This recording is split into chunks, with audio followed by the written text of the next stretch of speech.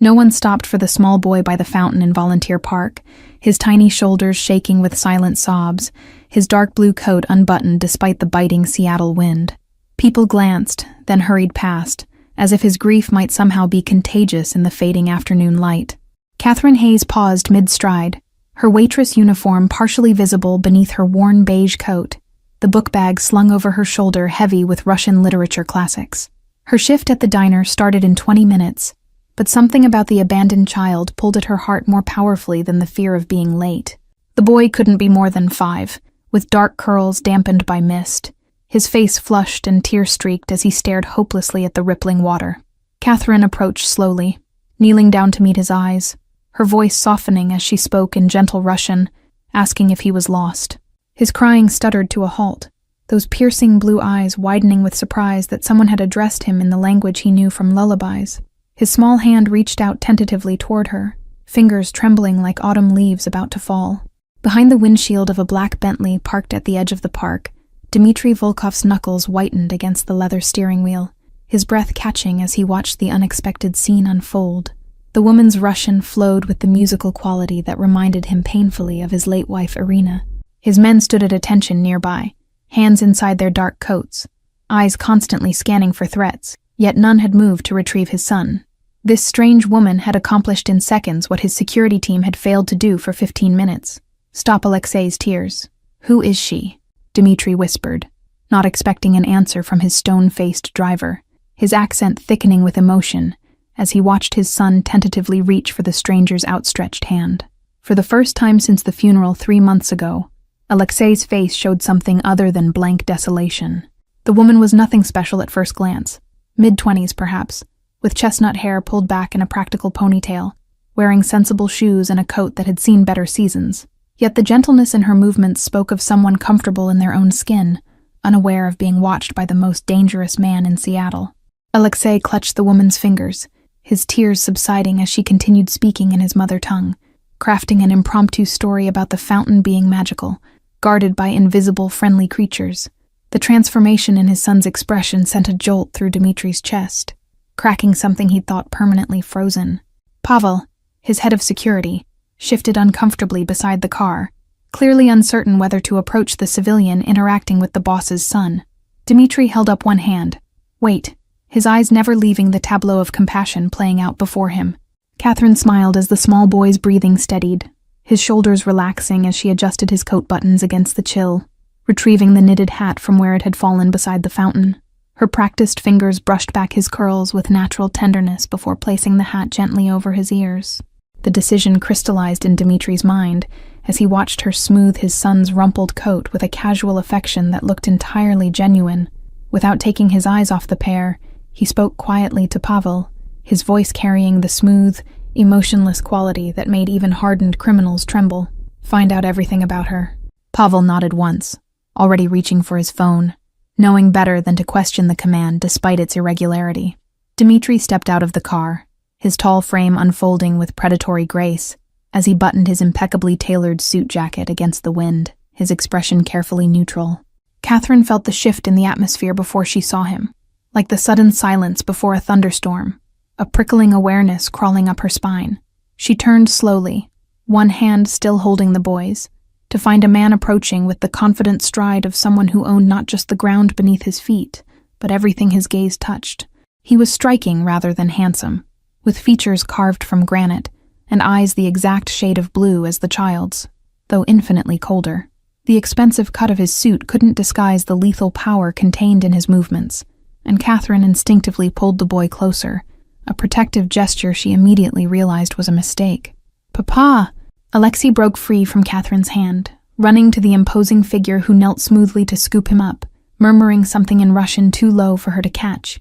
The transformation was immediate, the dangerous aura somehow softening around the edges as he checked his son for imaginary injuries. Catherine rose slowly to her feet, suddenly aware of several men in dark suits positioned strategically around the park, their attention focused entirely on her with unsettling intensity. She took an instinctive step backward, her waitress apron crinkling beneath her coat. The man approached with his son balanced effortlessly on one arm, his steps unhurried yet purposeful, radiating the quiet confidence of someone unaccustomed to being questioned. Up close, The expensive fabric of his suit and the subtle gleam of his platinum watch spoke of wealth beyond Catherine's comprehension.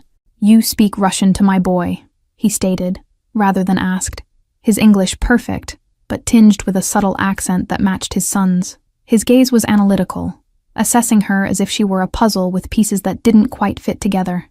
Catherine nodded, clutching her book bag a little tighter, the worn canvas scraping against her cheap coat.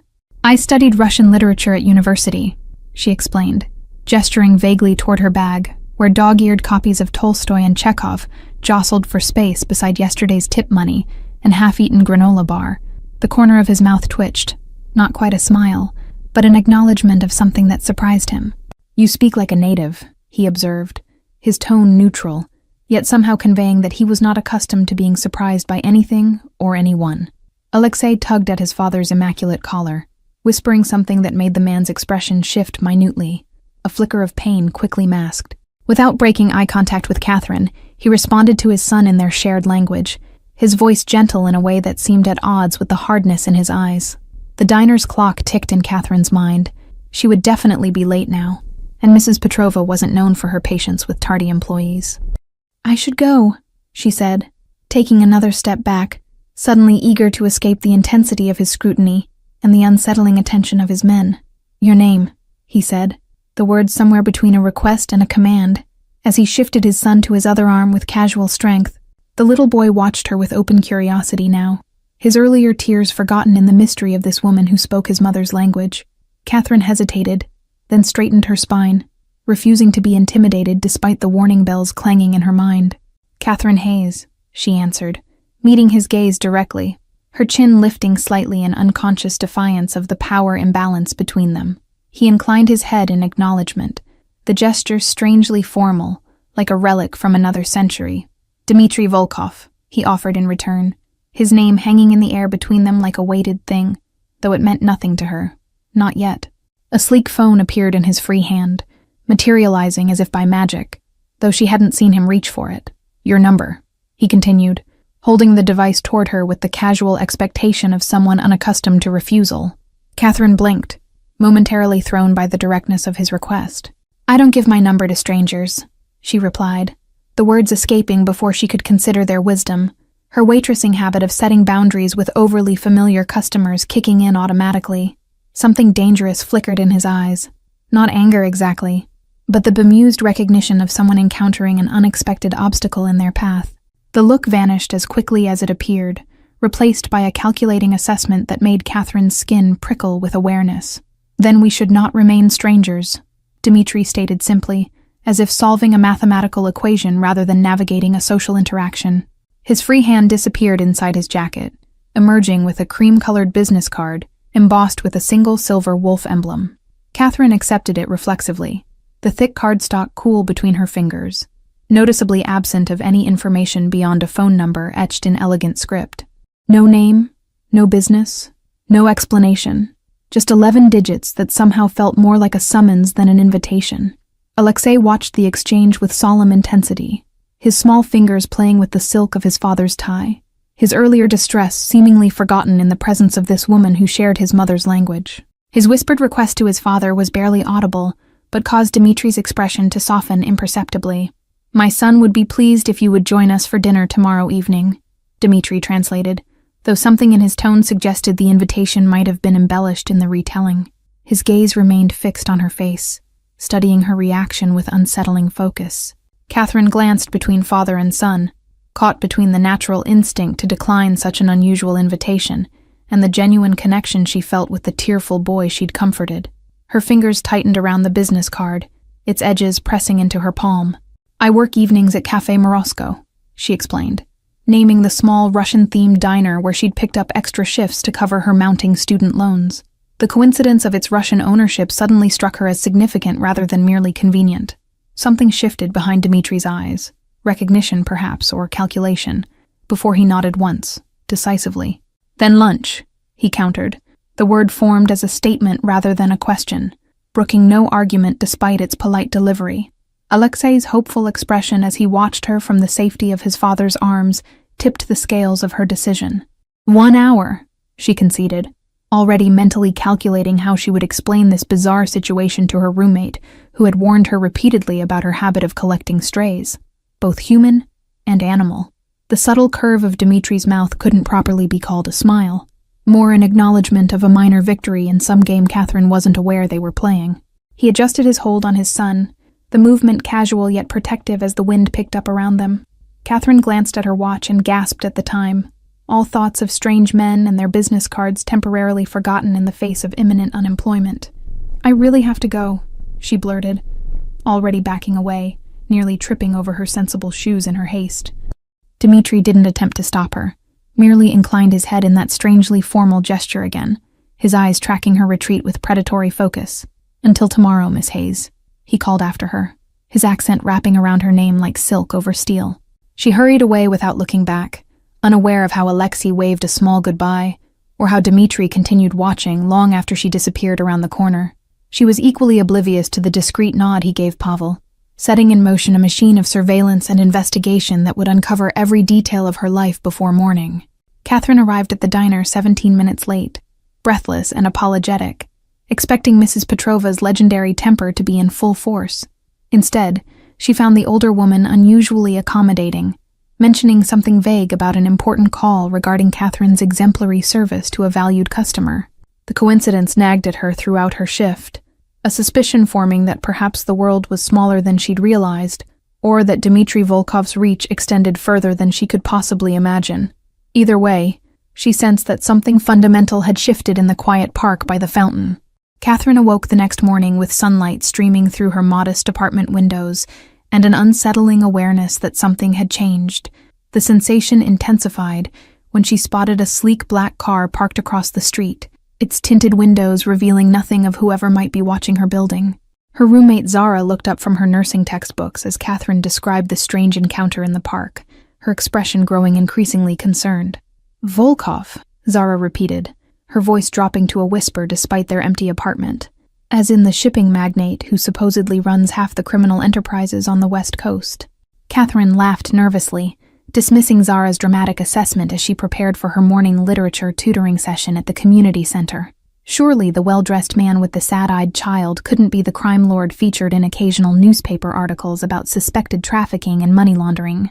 The community center buzzed with its usual morning activity, elderly Russian immigrants gathering for their weekly cultural meeting, where Catherine volunteered teaching English. Mrs. Baranova, the center's director, pulled her aside with unusual urgency, eyes darting nervously around the room. "Someone made a very large donation this morning," she whispered, pressing a check into Catherine's hand for the literacy program she'd been struggling to fund. The amount made Catherine's eyes widen. $50,000, signed with a now familiar wolf emblem instead of a name. The coincidence felt too precise to be accidental, raising questions about how Dmitri had discovered her volunteer work overnight. More disturbing was how effortlessly he'd inserted himself into yet another aspect of her carefully constructed life, using wealth to create an obligation she hadn't asked for. Her phone chimed with a text from an unknown number as she was leaving the center. Car waiting outside. No signature, no explanation. Just the implicit assumption of compliance that made her bristle despite the flutter of curiosity in her stomach. A different black car idled at the curb, the driver standing beside the rear door with the patient stillness of someone accustomed to waiting. He nodded respectfully when she approached, opening the door to reveal leather seats and the subtle scent of expensive cologne. Catherine hesitated, one foot on the curb, suddenly aware of how little she knew about the man she was meeting. Zara's words echoed in her mind, along with every crime show warning about getting into cars with strangers, regardless of how well-tailored their suits or how sad their children's eyes. The driver remained impassive, neither encouraging nor discouraging her decision, his professional demeanor giving nothing away. After a moment's deliberation, Catherine slid into the back seat, telling herself she was simply honoring a lunch commitment rather than stepping into a world she didn't understand. The restaurant was not what she expected. Not some exclusive establishment downtown, but a small, authentic Russian cafe tucked away in a quiet neighborhood, its windows steamed with the comforting aromas of borscht and freshly baked black bread. The elderly woman who owned it greeted Dmitri with obvious deference, leading them to a private corner booth. Alexei's face lit up when he spotted Catherine, his small frame wriggling with excitement as he abandoned his coloring book to scoot closer to her on the bench seat. The transformation from the tearful child in the park to this animated boy chattering in rapid Russian about his morning puzzles was remarkable. Dmitri watched their interaction with that same intense focus, saying little as Catherine engaged effortlessly with his son, drawing out smiles and giggles that seemed to surprise even Alexei himself. Only someone watching very carefully would notice how Dmitri's shoulders gradually relaxed, the line of tension in his jaw softening incrementally. The elderly owner returned with steaming plates of pelmeni and blini, dishes Catherine recognized from her studies, but had rarely tasted authentically prepared. "Family recipe," the woman explained with a wink that suggested some deeper connection to Dmitri than mere restaurant patronage. When Alexei excused himself to examine the display of Russian candy by the counter, Dmitri's demeanor shifted subtly, leaning forward with the direct intensity Catherine was beginning to recognize as his natural state. "My son has not spoken so much in months," he observed quietly, his fingers absently turning his water glass in precise quarter rotations. Catherine sipped her tea, uncertain how to respond to the mixture of gratitude and calculation evident in his expression. "Children often find it easier to open up to strangers," she offered, though they both recognized that Alexei's response to her went beyond typical childhood curiosity. "You study Russian literature, work at a diner, volunteer teaching immigrants, yet live in an apartment with questionable heating and declining structural integrity," Dmitri stated, his tone making the observation sound like evidence being presented rather than conversation. "You graduated top of your class, but declined a doctoral scholarship to care for your ailing grandmother." Catherine set down her fork with deliberate care, the implications of his thorough knowledge of her life, raising alarm bells she could no longer ignore. "You've had me investigated," she stated flatly, meeting his gaze directly despite the unease crawling up her spine. His expression remained impassive, unapologetic in the face of her discomfort. "I have a 5-year-old son who hasn't smiled in 3 months, he replied simply, as if this justified any invasion of privacy. "Until yesterday, when a stranger spoke to him in his mother's tongue." Catherine glanced toward Alexei, who was carefully selecting candies under the fond supervision of the owner, his small face serious with concentration. "What happened to his mother?" she asked softly, though she suspected the answer from the shadows that occasionally crossed the boy's expression. Dmitri's fingers stilled on his water glass, his gaze momentarily distant. "Cancer," he answered, the single word holding volumes of unspoken grief. "Irina fought for 18 months before Alexei lost her, and with her, his voice, at least in English." The revelation explained the boy's selective silence and his profound response to hearing Russian spoken with kindness. Catherine felt a surge of compassion for the child caught between worlds, between languages that now held such different emotional weights in his young mind. "I have a proposition," Dmitri continued, his business-like tone at odds with the personal nature of their conversation. "Alexei needs someone who understands his culture, his language, and his loss. A tutor who can help bridge his worlds while his regular school placement remains on hold." Catherine blinked, processing the unexpected offer. "You want me to tutor your son?" she clarified, watching his expression carefully for hidden motives or unspoken expectations behind what seemed like a straightforward request. Dmitri nodded once, decisive. 4 hours daily, 6 days weekly, at my home," he elaborated, naming a salary figure that made Catherine momentarily lightheaded. "The compensation includes benefits, transportation, and immediate student loan repayment." The mention of her student loans, her most pressing financial burden, confirmed that his investigation had been thorough indeed. Catherine felt a flash of indignation at having her financial struggles so casually exposed, even as practical consideration of the offer began calculating how many years of diner shifts it would eliminate. "I already have commitments," she countered, thinking of her waitressing job, her volunteer work, and the handful of private tutoring clients who barely covered her rent. "My schedule is quite full between my various positions." Dmitri dismissed this obstacle with a slight wave of his hand, as if her existing obligations were merely inconvenient details, rather than the careful balance that constituted her independent life. "Arrangements can be made to maintain your volunteer work," he conceded, clearly recognizing what mattered most to her. "The rest can be adjusted." Alexei returned to the table with a small paper bag of candies, his expression hopeful as he offered to share his treasures with Catherine. The simple gesture of childhood generosity contrasted sharply with the complex negotiation taking place between the adults. Catherine accepted a cherry-filled chocolate with appropriate enthusiasm, aware of Dmitri observing their interaction with that unnervingly focused attention. "Why me?" she finally asked, voicing the question that had been circling her mind since their strange encounter in the park. "Surely there are professional tutors with more experience." "My son responds to you," Dmitri stated with simple finality, as if this observable fact trumped all conventional hiring considerations. "He recognizes something in you that reminds him of his mother, not in appearance, but in essence." The comparison to a woman she'd never met felt strangely intimate, creating an emotional connection Catherine hadn't anticipated.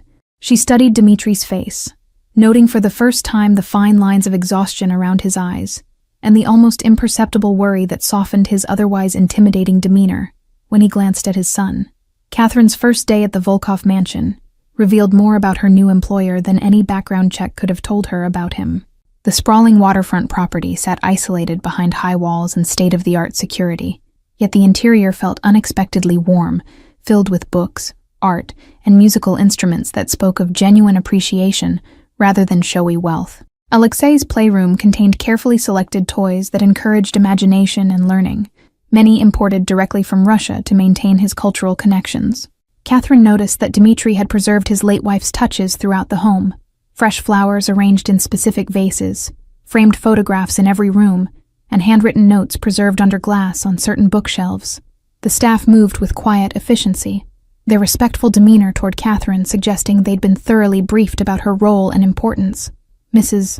Petrova from the diner made a surprising appearance as the estate's cook, offering Catherine a conspiratorial wink that explained her suspicious lack of protest about the abrupt job resignation. Dimitri's home office remained firmly off-limits, with armed security positioned discreetly nearby whenever he conducted business behind its heavy wooden doors. Catherine pretended not to notice the constant stream of serious-faced men who arrived for brief, intense meetings, their conversations falling silent whenever she passed by. Alexei flourished under Catherine's gentle guidance, his English slowly returning as they built trust through shared stories and games conducted in both languages. He spoke often of his mother, recounting memories that sometimes made Catherine wonder if Dmitri was listening from nearby doorways, his presence a palpable weight even when he wasn't visible. On rainy afternoons, they would sit in the library with steaming mugs of hot chocolate while Catherine read Russian fairy tales. Alexei nestled against her side in a way that felt increasingly natural. These peaceful moments contrasted sharply with the occasional tense phone calls that would summon Dmitri away at odd hours, his expression hardening into something dangerous that reminded Catherine of exactly who employed her. The incident with the broken vase occurred 3 weeks into her employment. A priceless family heirloom shattered when Alexei accidentally knocked it over during an enthusiastic demonstration of his new dinosaur walk. The boy froze in terror, his small body trembling as he stared at the ceramic shards scattered across the polished floor. Catherine reacted instinctively, pulling Alexei into her arms before he could step on broken pieces, whispering reassurances that accidents happen and precious things sometimes break. She was still holding him when Dmitri appeared in the doorway, his expression unreadable as he surveyed the destruction of what Catherine later learned had been his wife's favorite possession. Instead of the anger Alexei clearly expected, Dmitri knelt slowly beside them, gathering a few ceramic fragments in his palm with surprising gentleness. "Your mother broke this same vase when she was pregnant with you," he told his wide-eyed son, a small smile softening his features. "She said you were already dancing inside her." The revelation transformed the moment from potential crisis to shared memory, allowing Alexei to release his breath in a shuddering sigh as he leaned trustingly against Catherine's shoulder. Dmitri met her eyes over his son's head, something vulnerable and grateful in his gaze before his usual guarded expression returned. Later that evening, Catherine discovered a small box outside her guest house door, containing a fragment of the vase transformed into a delicate pendant, wrapped in a note written in precise Cyrillic script. Some broken things become more valuable in their new form. The gesture revealed a thoughtfulness she hadn't expected from the intimidating figure, who still conducted mysterious business behind closed doors.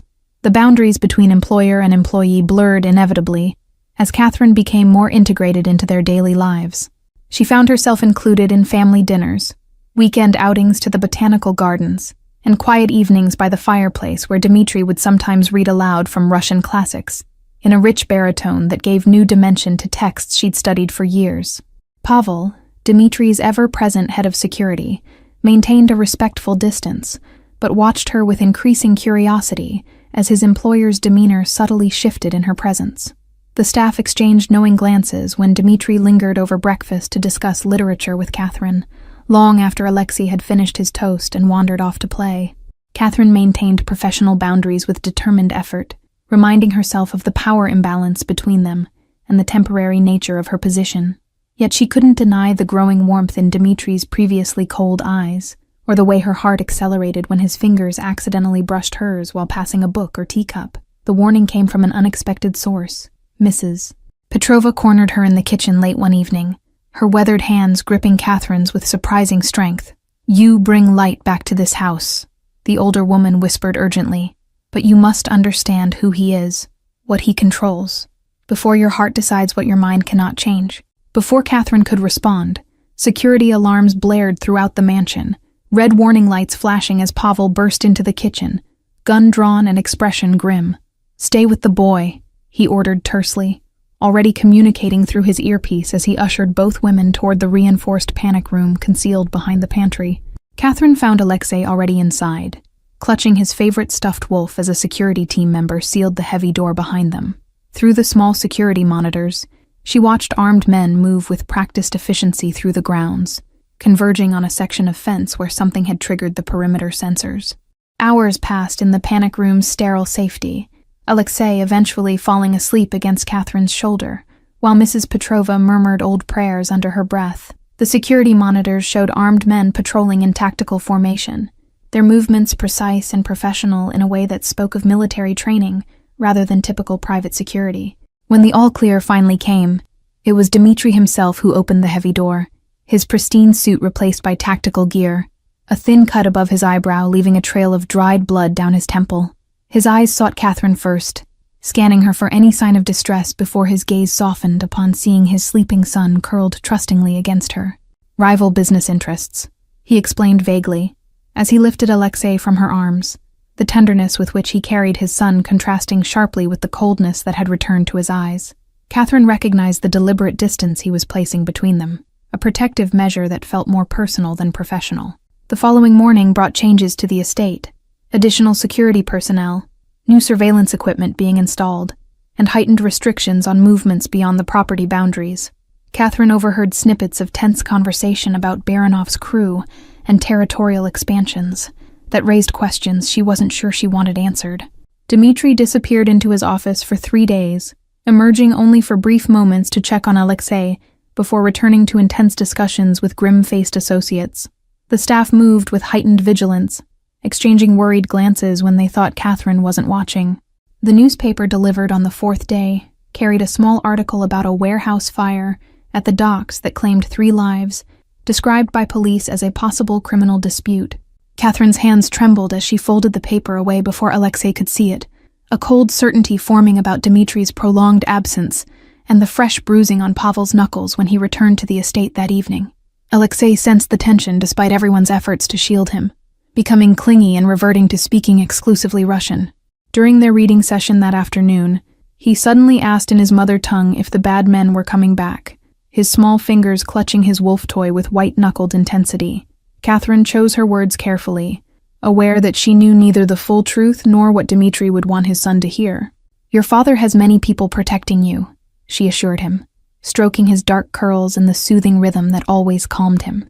"This house is safe, and so are you." That evening, Catherine found Dmitri alone in the library, nursing a glass of amber liquid while staring into the fireplace, shadows deepening the lines of his face. She hesitated in the doorway, uncertain whether to intrude on what was clearly a private moment of contemplation, or perhaps regret. He sensed her presence without turning, gesturing silently to the chair opposite his, with a weariness that seemed bone deep. "You have questions," he stated, rather than asked, his voice rough from disuse or perhaps from giving orders she didn't want to imagine.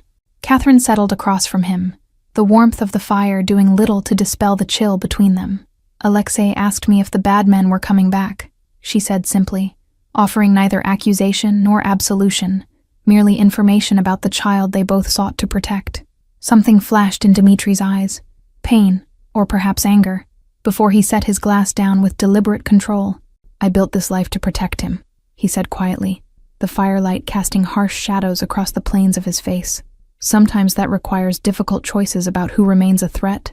The implications of his words hung in the air between them, neither spoken directly nor denied. Catherine studied the man before her, the dangerous figure from newspaper whispers, merging with the devoted father who read bedtime stories and preserved his late wife's handwritten notes like sacred texts. "I should leave," Catherine whispered, though the thought of abandoning Alexei when he needed stability most made her heart constrict painfully. The ethical boundaries she'd once believed immutable seemed increasingly blurred by the genuine affection she felt for the child, and the complex emotions stirring whenever his father's gaze lingered on her face. Dmitri leaned forward, the movement bringing him into the firelight that revealed unexpected vulnerability beneath his controlled exterior. "If you go, he loses someone else he loves," he said simply, the words carrying no manipulation or threat, merely a father's concern for his son's emotional well-being. Catherine's decision to stay came with self-imposed boundaries, focusing exclusively on Alexei's education, while maintaining professional distance from Dmitri, whose business activities she deliberately avoided questioning. The strategy worked for exactly 2 weeks before reality shattered her carefully constructed compartmentalization. The invitation to Alexei's 6th birthday celebration arrived via embossed card rather than verbal reminder, the formality signaling something significant about the event. Catherine discovered that the small family gathering Dmitri had mentioned would actually include several dozen guests, including business associates and their families. Mrs. Petrova helped Catherine select an appropriate dress from the boutique delivery that arrived mysteriously at her door, the older woman's knowing eyes suggesting this level of attention from Dmitri held meaning beyond mere employer consideration. The midnight blue silk felt foreign against Catherine's skin, accustomed to practical cotton and sensible wool sweaters. Dmitri's expression when she entered the main house confirmed Mrs. Petrova's unspoken assessment, his conversation halting mid-sentence as his eyes tracked her movement across the room, something unguarded and appreciative flashing across his features before his usual composed mask returned. The intensity of his gaze sent warmth blooming across her skin, despite her determination to maintain emotional distance. The party guests represented a curious mix of legitimate business figures, political connections, and individuals whose careful scanning of exits and concealed bulges beneath tailored jackets suggested less reputable associations. Catherine focused on Alexei, who proudly introduced her to everyone as "my Catherine," with possessive affection that earned indulgent smiles from even the most intimidating attendees. She was supervising the children's craft table when the commotion began, raised voices at the entryway, followed by Pavel's urgent stride toward Dmitri, who immediately signaled his security team with subtle hand movements that sent them converging protectively around Alexei. The birthday guests parted as a man Catherine recognized from newspaper photographs entered, flanked by bodyguards. Gregory Baranov, Dmitri's chief rival in both legitimate shipping and rumored criminal enterprises. "Even you wouldn't bring violence to a child's celebration," Dmitri stated coldly, positioning himself between the newcomer and the room where Alexei remained oblivious, happily showing his new telescope to his friends. The temperature in the room seemed to drop several degrees as security personnel on both sides adjusted their stances, almost imperceptibly. Baranov's smile never reached his eyes as he held up empty hands in mock surrender. "I come bearing gifts, and congratulations only," he replied smoothly, though the predatory assessment with which he scanned the room suggested more calculating intentions beneath his apparent civility. Catherine felt someone gently but firmly guiding her toward the children's room. "Mrs. Petrova," her expression grave as she whispered, "stay with the little ones until this passes." The older woman's urgency conveyed volumes about potential dangers that might unfold in the main hall, despite the presence of children and civilian guests. Through the partially open door, Catherine could hear the two men exchanging words that sounded polite on the surface, but carried unmistakable undercurrents of threat and counter-threat. The conversation shifted to Russian, becoming more heated until Baranov's voice carried clearly. "Your weakness for family makes you vulnerable, Volkov. First your wife, now this American woman hovering around your son." The sudden silence that followed felt dangerous in its intensity, broken finally by Dmitri's voice, so cold and controlled it barely resembled the man who read bedtime stories and discussed literature over morning coffee. "Mention either of them again, and no power in this city will protect you from what follows." Catherine's heart hammered against her ribs, the implications of being specifically mentioned by Dmitri's enemy sending cold fear crawling up her spine. She forced herself to focus on the children, maintaining a calm facade while guiding them into a circle game that moved them further from the door and potential danger. When Dmitri entered the room 30 minutes later, his composed expression betrayed nothing of the confrontation, though the tight set of his shoulders spoke volumes to Catherine's increasingly attuned awareness of his moods. He joined the children's activities with apparent ease, though his eyes frequently swept the room with vigilant attention. That night, after the guests had departed, and Alexei had fallen asleep surrounded by new toys, Catherine found Dmitri on the terrace, his silhouette stark against the moonlit water of Puget Sound. She approached quietly, offering the glass of vodka Mrs. Petrova had pressed into her hand with whispered instructions to take this to him. He needs it. He threatened you, Dmitri stated without preamble, accepting the glass without turning, his voice holding the same dangerous edge she'd heard during the confrontation. Baranov identified you as someone he paused, seemingly searching for appropriate terminology, as someone of value to this household. Catherine joined him at the railing, the night breeze carrying the scent of salt water and impending rain across the manicured grounds. I heard, she admitted, watching his profile tighten at her confirmation. Should I be afraid? Dmitri turned to face her fully, moonlight highlighting the stark angles of his face and the intensity in his eyes that had become increasingly difficult to dismiss as merely professional concern. Not while I draw breath, he answered with simple finality, a vow rather than reassurance. The implications of his statement hung between them. Not just protection, but something deeper, more personal than employer responsibility. Catherine studied him in the dim light, recognizing that somewhere between comforting a crying boy in the park and standing beside his father in potential danger, she had crossed invisible boundaries she'd once believed inviolable.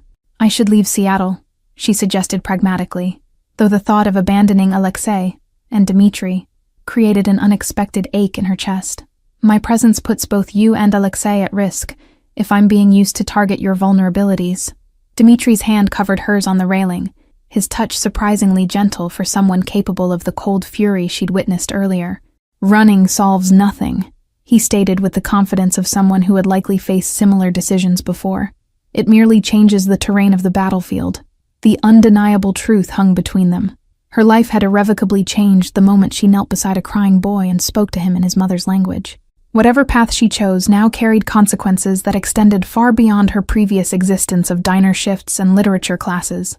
Catherine awakened before dawn to find Pavel standing outside her guest house door, his expression grim as he handed her a sealed envelope. Security footage from the property perimeter, he explained tersely. The boss thought you should see this before making any decisions. The photographs inside showed men in unmarked cars conducting surveillance of the estate entrance, with telephoto lens images clearly showing Catherine during her morning walks with Alexei. More disturbing were shots taken near her old apartment building and the community center where she'd volunteered, evidence that Baranov had been monitoring her movements even before the birthday party confrontation. Dmitri found her in the library an hour later. The photographs spread across the table as she tried to process their implications. You've been protecting me all along, she realized aloud, remembering the black cars that had appeared near her apartment after their first meeting, which she now understood had been security rather than surveillance. He neither confirmed nor denied her assessment, merely gathered the photographs with methodical precision. I protect what matters, he stated simply, the words carrying weight beyond their surface, meaning as his eyes met hers with unexpected openness. Catherine took a deep breath, recognizing the crossroads before her required full acknowledgement of truths she'd been avoiding. I need to know who you really are, she said quietly, not newspaper speculation or rival threats. The truth about what Alexei and I are part of. For a long moment, Dmitri remained silent, weighing her request against what appeared to be deeply ingrained habits of secrecy.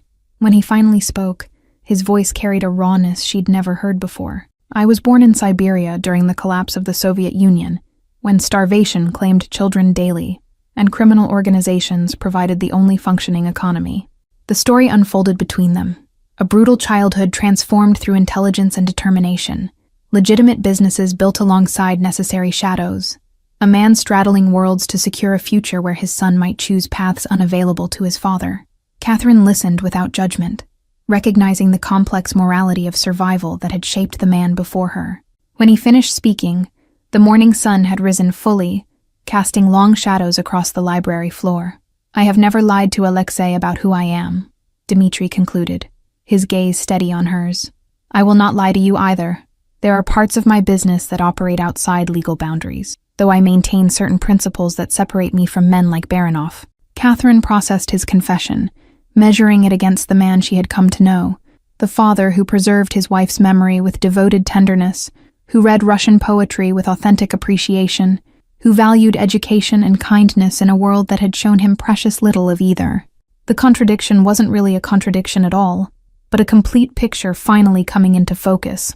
Alexei needs stability, she stated finally, making her decision based on the child who had worked his way into her heart with his resilience and vulnerability. And you need someone who sees you completely, not just the parts you show the world. Dmitri's expression shifted almost imperceptibly, hope carefully contained behind practiced control.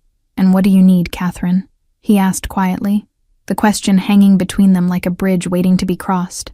She considered the life she had built before meeting them, admirable in its independence, yet somehow incomplete in ways she hadn't recognized until experiencing the profound connection with both father and son.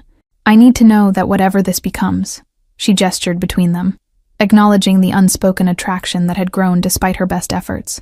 It remains my choice, not an obligation or transaction.